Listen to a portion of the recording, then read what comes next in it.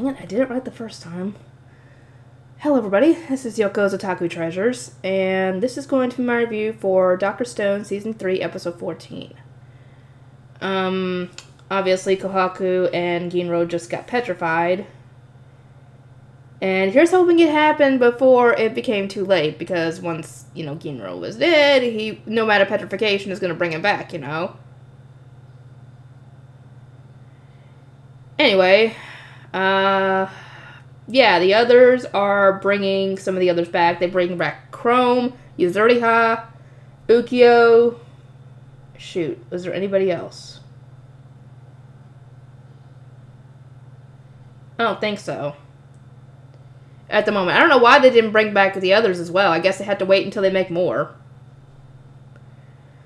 Anyway, they start working on the drone and some other stuff, and they start, like I said, they start putting some people back together, and then they, bring back Chrome and Ukyo. And before they can really do much of anything else, Ukyo hears someone coming. And, yeah, it's Amaryllis, and she somehow snuck away without anybody noticing this. How's she gonna get back in? I don't know. Anyway, she lets everybody know what had happened.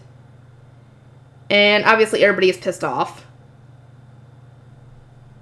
And, well, they now know that essentially, the big boss is petrified.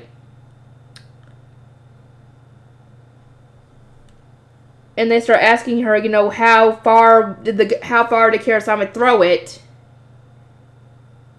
And she said it was really high, which meant that it was high enough that it would not petrify the master. So they're obviously still keeping the facade that the master is, in there alive. But either Kirasame does not know, and she's trying to avoid, petrifying her master,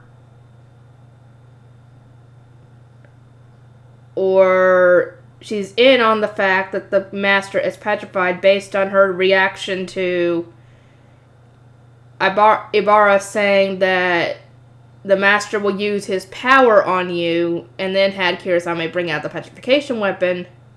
So I'm assuming that she knows that the master is not in control of the petrification stuff, obviously. Otherwise, he would be using it.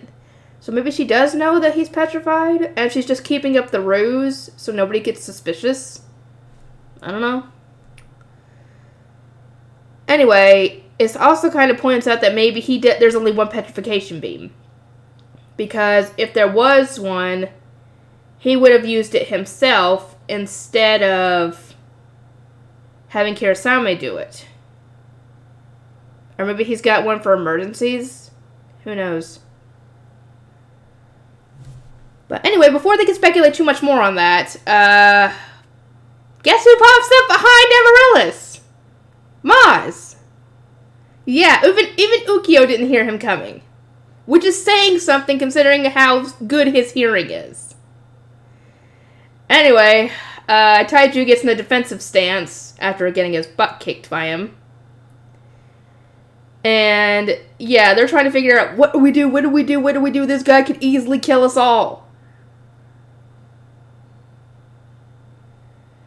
And, yeah, now it's Gen's turn to step up. And we learn some manipulation tactics from him.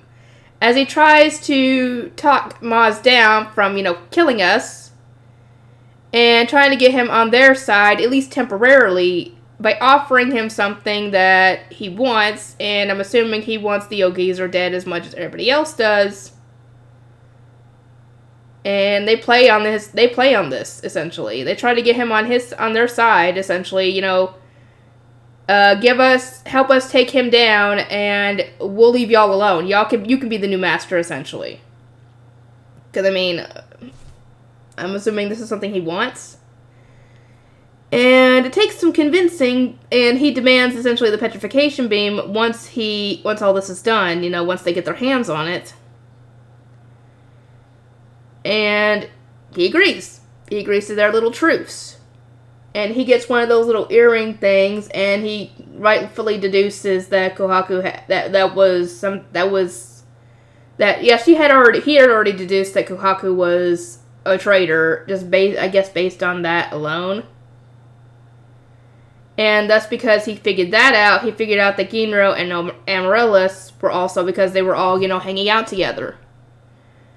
Which means that he let Ginro go up there knowing full well that Ginro was a traitor, but never said anything to Ibarra about it, which kind of simulated, maybe he doesn't want this guy to continue his reign of terror, and he wants to be put in charge. But yeah, he knows essentially that if he had to go up against Kirasame, even with her petrification beam, he wouldn't stand a chance, because all she has to do is throw it, and he'd get it, essentially. But in a fair fight, he might have a chance. So they need to get it away from her.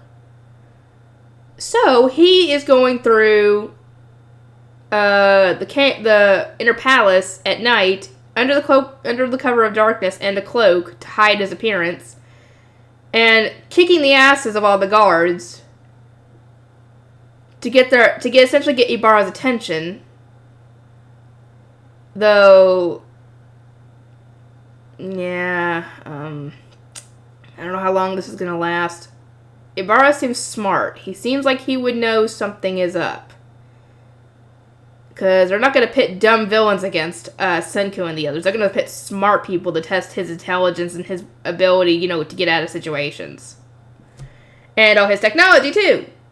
Makes me wonder what they're going to make next. And I can't wait.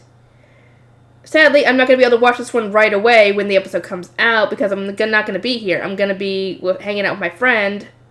But, yeah. Anyway, I'll get this uploaded, and I'll see y'all next time.